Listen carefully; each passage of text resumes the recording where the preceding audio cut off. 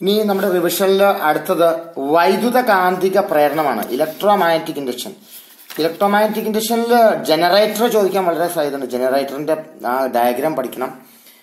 ഡയഗ്രത്തിൽ പ്രത്യേകം ശ്രദ്ധിക്കുക. സ്ലിപ്പ് റിങ്സുകളാണുള്ളത്.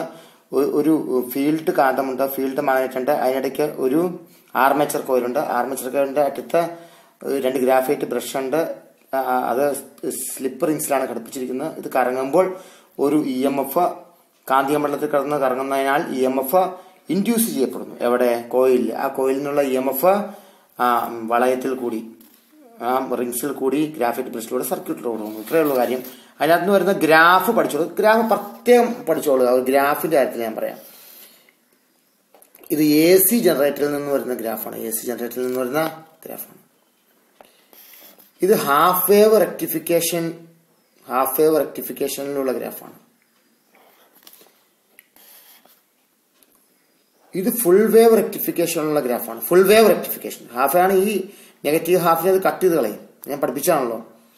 ഇത് നെഗറ്റീവ് ഹാഫിനെ എന്താവും? പോസിറ്റീവ് ഹാഫാക്കി മാറ്റും. ഇതൊരു സെല്ലിൽ നിന്നുള്ള കറണ്ടാണ്, DC കറണ്ട്. അപ്പൊ ഇതിന്റെ പ്രത്യേകത പഠിക്കുക. പിന്നെ ആർമേച്ചർ കോയിലിൽ ഏതൊക്കെ ആംഗിൾ തിരിയുമ്പോഴാണ് മാക്സിമം ഉള്ളത്, അത് ഞാനത് ആ വീഡിയോയിൽ കൃത്യമായിട്ട് പറഞ്ഞിട്ടുണ്ട്. അത് പഠിക്കുക.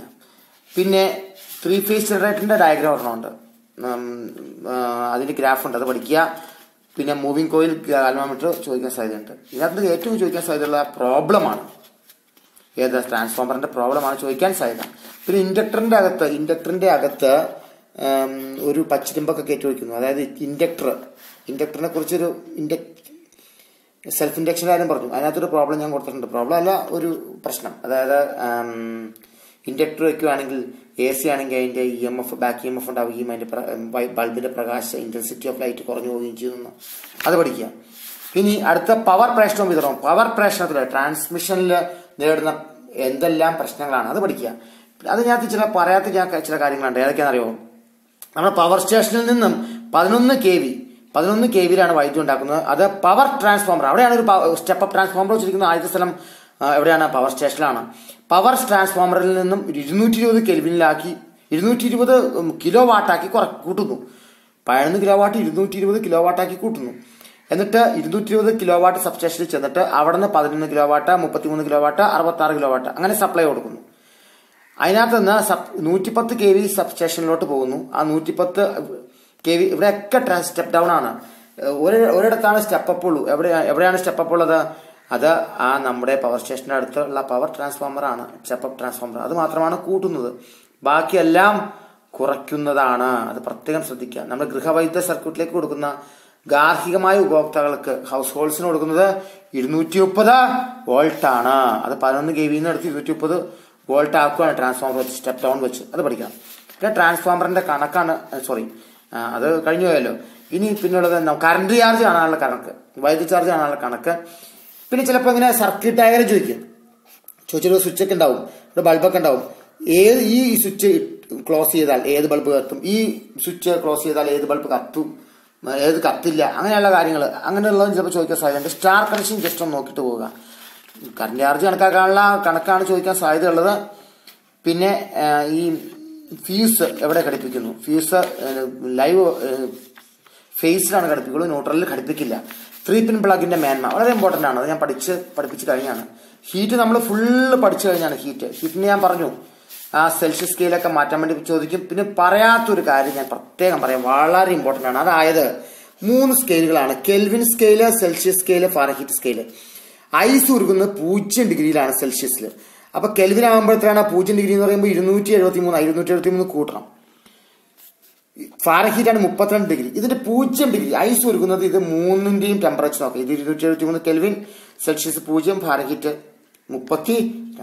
അപ്പോൾ ജലം തിളക്കുന്നത്, വാട്ടർ തിളക്കുന്നത്, ഇത് 0 ആയിട്ട് 100 ആണ്.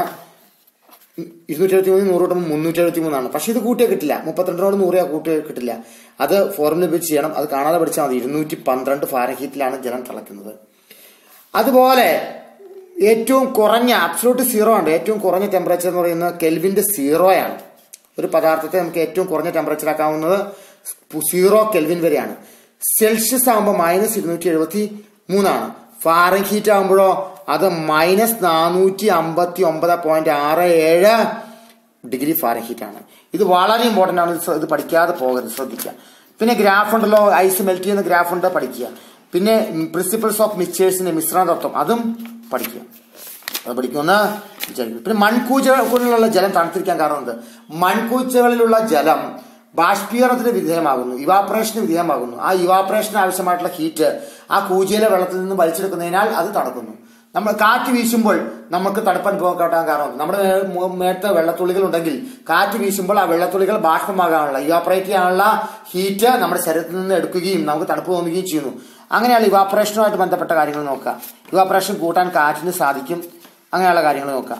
പ്രകാശവർണ്ണങ്ങൾ ഏറ്റവും important primary colours 3 primary colours ഓർത്തിരിക്കുക. പ്രൈമറി കളേഴ്സ് അത് ഏതൊക്കെയാണ്? GBR. ഞങ്ങൾ ചുമ്മാ ട്യൂഷൻ പഠിപ്പിക്കാൻ നേരത്തെ പറഞ്ഞു ജബ്ബാർ എന്ന് പറയും. ജബ്ബാർ. എന്നിട്ട് സെക്കൻഡറി കളർ ഉണ്ടല്ലോ, ജബ്ബാർ. സെക്കൻഡറി കളറിൽ ഏതൊക്കെയാണ് സെക്കൻഡറി കളർ? സിനാൻ ഇല്ലേ? സിനാൻ. ഞങ്ങൾ സിനാൻ എന്ന് പറയും. സിനാനും മജന്ത, അതിന് മജീദ് എന്ന് പറയും. മജന്ത. ഈ സിനാനും മജീദും കൂടി, അല്ലെങ്കിൽ സിനാൻ മജന്ത ഷർട്ട് ഇട്ട് പോവുകയാണ്. ദൂരെ നിന്ന് നോക്കുമ്പോൾ അത് മഞ്ഞയായിട്ട് തോന്നും, യെല്ലോ. അങ്ങനെ ഞങ്ങൾ പറയുന്നത് ജബ്ബാർ. ഓർത്തിരിക്കാൻ. ഗ്രീനും ബ്ലൂവും കൂടെ കൂടുമ്പോൾ സിയാൻ, ബ്ലൂവും റെഡും കൂടെ കൂടുമ്പോൾ മജന്ത, ഗ്രീനും റെഡും കൂടെ കൂടുമ്പോൾ എന്താണ്? യെല്ലോ. ഇതിനകത്ത് ഏറ്റവും വലിയ പ്രശ്നം എന്ന് പറയുന്നത് ഇത്രയുള്ളൂ. പ്രൈമറി കളറും സെക്കൻഡറി കളറും തിരിച്ചറിയാൻ കഴിയണം. കോംപ്ലിമെന്ററി കളർ ഉണ്ട്, പൂരകവർണ്ണം. അത് ഒരു പ്രൈമറി കളറാണ്, അതിന്റെ പൂരകവർണ്ണം. കോംപ്ലിമെന്ററി കളർ സെക്കൻഡറി കളർ ആയിരിക്കും. ഇത് ഗ്രീൻ ആണെങ്കിൽ ഇത് വൈറ്റ് ആവാൻ എന്ത് ചെയ്യണം? ഗ്രീൻ ആണെങ്കിൽ ഈ വൈറ്റ് ലൈറ്റിൽ ഇത് 3 ഉണ്ടല്ലോ, അപ്പൊ ബ്ലൂവും റെഡും വേണം. ബ്ലൂവും റെഡും കൂടി ചേർന്ന മജന്ത ചേർത്താൽ മതി. കണ്ടോ? ഇനി റെഡ് ആണെങ്കിലോ, ഇത് റെഡ് ആണെങ്കിലോ ബ്ലൂവും ഗ്രീനും കൂടെ ചേർത്താൽ മതി. ആ ബ്ലൂവും ഗ്രീനും കൂടെ സിയാൻ ചേർത്താൽ മതി. സിയാൻ ചേർത്താൽ മതി. കണ്ടോ? അങ്ങനെ. ഇത് ബ്ലൂ ആണുള്ളതെങ്കിൽ എന്താണ്? ഗ്രീനും റെഡും ചേർത്താൽ മതി. അത് യെല്ലോ ചേർത്താൽ മതി. തിരിച്ചും പറയാം.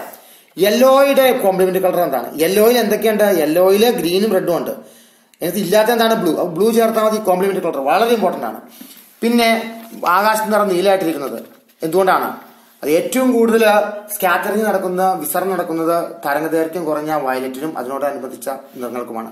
അപ്പൊ ഏറ്റവും കൂടുതൽ വിസരണം ഇതിന് സംഭവിക്കുന്നതിനാൽ ഇത് നീല നിറമായിട്ട് കാണുന്നു. വൈകുന്നേരം ആണെങ്കിൽ ഏറ്റവും കൂടുതൽ ദൂരം സഞ്ചരിക്കേണ്ടത് വൈകുന്നേരമാണ്. അപ്പോൾ വിസരണം സംഭവിച്ച് വയലറ്റും അതിനോട് അനുബന്ധിച്ച നിറങ്ങളും അപ്രത്യക്ഷമാവുകയും ചുവപ്പും അതിനോടനുബന്ധിച്ച നിറങ്ങൾ ഇവിടെ എത്തുകയും ചെയ്യുന്നു. വളരെ ഇമ്പോർട്ടന്റ് ആണ്, അത് പഠിക്കുക. പിന്നെ പ്രത്യേകം പഠിക്കേണ്ടതാണ് വൈദ്യുത കാന്തിക സ്പെക്ട്രം. അതിനകത്ത് ഓരോന്നിന്റെയും ഉപയോഗം, ദൃശ്യപ്രകാശം, അൾട്രാവയലറ്റ്, ഗാമാകരണങ്ങൾ, അതിനെക്കുറിച്ച് പഠിക്കുക. ഇലക്ട്രോണിക്സിൽ ഞാൻ ആ പറഞ്ഞ സാധനങ്ങൾ പഠിക്കുക. കപ്പാസിറ്റർ എന്നാണെന്ത്, ഇൻഡക്ടർ എന്നാണെന്ത്, അതൊന്നും ഞാൻ പറഞ്ഞിട്ടില്ല, അതൊക്കെ പഠിക്കുക. പിന്നെയോ സെമി കണ്ടക്ടർ എന്താണ്, ട്രാൻസ്ഫോമറിന്റെ ആ പടം, ആ NPN-ഉം PNP-യുടെയും പടം പ്രത്യേകം പഠിച്ചോളണം. അത് വരാൻ സാധ്യത വളരെ കൂടുതലാണ്. പിന്നെ ആംപ്ലിഫിക്കേഷൻ ഞാൻ പഠിച്ചു. അത് കഴിഞ്ഞാണ് നാനോ ടെക്നോളജി എന്നൊക്കെ പറഞ്ഞതാണ്, അത് പഠിക്കുക. റോബോട്ടിക്സിനെ കുറിച്ച് ചേർത്ത് പഠിക്കുക. അവസാനം ഒരു ഇന്ധനത്തിനുണ്ടാവേണ്ട ഗുണങ്ങൾ എന്തെല്ലാം, നല്ലൊരു ഇന്ധനത്തിനുണ്ടാവേണ്ട ഗുണങ്ങൾ എന്തെല്ലാം, പാരമ്പര്യേതരവും അത് പഠിക്കുക. ഫോസിൽ ഇന്ധനങ്ങൾ ഏതെല്ലാം പ്രത്യേകം പഠിക്കണം. CNG, LNG, LPG, ഇതിനകത്ത് കണ്ടൻസ് ഏതൊക്കെയാണെന്ന് പ്രത്യേകം ഇതൊക്കെ പഠിക്കുക. ഇനിയിപ്പോൾ കെമിസ്ട്രിയുടെ വീഡിയോ ആയിട്ട് നമുക്ക് കാണാം. ആശംസകൾ.